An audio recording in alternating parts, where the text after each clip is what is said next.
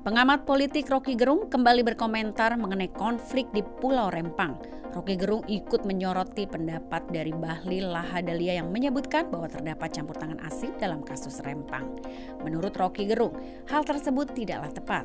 Karena menurutnya konflik agraria di Pulau Rempang itu merupakan imbas dari ambisi Presiden Jokowi untuk menjadikan infrastruktur sebagai legasi dirinya.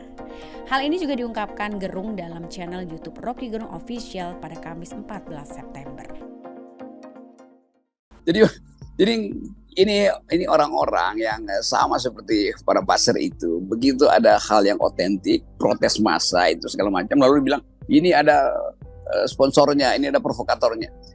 Nggak mungkin setiap keadaan itu dicarikan provokator. Jadi dianggap ini puak Melayu ini atau komunitas Melayu ini nggak punya kepentingan di situ. Itu satu-satunya kepentingan Melayu menginginkan hak-hak dasarnya dia itu dilindungi.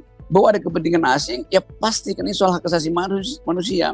Wartawan asing pasti beredar di situ. Mereka yang pro lingkungan bukan cuma di Indonesia, bahkan yang paling kuat itu ada di Eropa tuh. Pasti mereka ada di situ tuh untuk memantau. Greenpeace pasti ada di situ.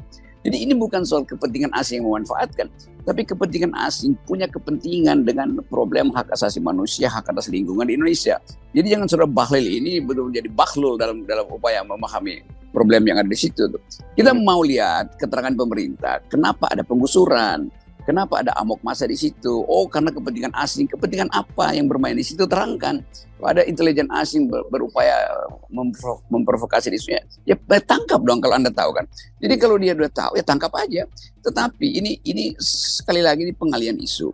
Seolah-olah nanti akan saya udah bisa bayangin headline-nya nanti. Hati-hati masyarakat Melayu, ada kepentingan asing di situ. Maka diadu domba lah antara Melayu dan yang asing misalnya. Ini konyolnya begitu, dan itu terus-menerus yang dilakukan oleh pihak pemerintah di dalam setiap upaya atau dalam setiap problem agraris. Di semua tempat pasti begitu. Ini LSM disponsori oleh asing. Ini LSM punya kaitan dengan bantuan luar negeri, maka memprovokasi masyarakat